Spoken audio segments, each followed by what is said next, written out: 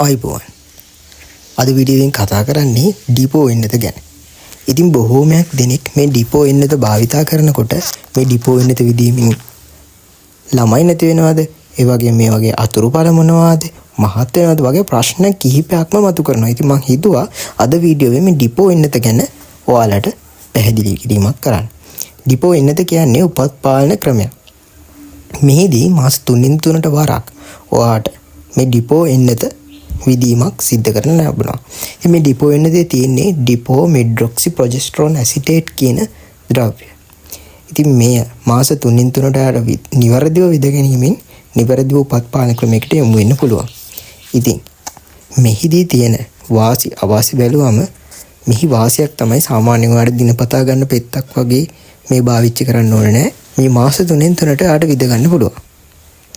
ඒ වගේම සමහරක් විට මේ අවාසියක් තමයි මෙහිදී ඊතා නැවැත්තුවත් ඉක්මනින්ම ඔයා ගර්භණී භාවයට පත්වීම හැකියාව ටිකක් අඩු වෙනවා.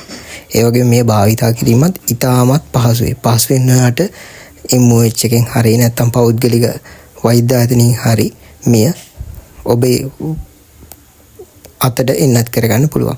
ඒ වගේම මෙය එන්නත් කිරීමේ පෙර සීනි ප්‍රෙෂර් වගේ යම්කිසි රෝගයකට බෙහෙත් ගන්නවා නම් ඒවා හොඳින් පාලනය කර ගැනීම වැදගත් වෙනවා. ඒ වගේම මේක විද්දට පස්සේ සමහරක් විට irregular menstrual bleeding හෝ නැත්නම් ඔබට menstruation හැදෙන්නේ නැති වෙලා යන්නත් පුළුවන්. ඉතින් මේ තත්ත්වයන් ඔබ හොඳින්ම දැනගත යුතුයි. සමහරක් දෙනෙකුට මේ withdrawal bleeding කියලා කියනවා. එතකොට මේන්සස් පොඩ්ඩක් විතර පහවීමක්, සමහර මේන්සස් නතර වීමක්, බඩේ කැක්කුමක් වගේ දේවල් ඇති වෙන්න පුළුවන්.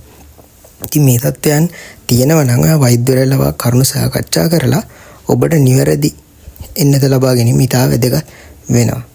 ඒ වගේම ගොඩාක් ඔබට කැක්කුම තියෙන කෙනෙක් නම් අධික ලෙස මේන්සස් හැදීමේදී රුධිර වහනයක් වෙනවා නම් මේ ඩිපෝ එන්නත විද ගැනීමට පෙර වෛද්‍යවරයා සමග සාකච්ඡා කිරීම ගොඩක් වැදගත් වෙනවා. ඉතින් කිසිසේත්ම මේ ඩිපෝ එන්නත විද ගැනීමෙන් ඔයාට දරුවන් නොලැබී යාමක් නැත්නම් පිළිකාව ඇතිවීමක් ඇඟ මහත් වීමක් වගේ දේවල් ඇති වෙන්නේ නැහැ. ඒ නිසා මේ තත්ත්වයන් හොඳින් දැනගෙන මේ එන්නත භාවිතය කිරීම වැදගත් වෙනවා. ස්තුතියි.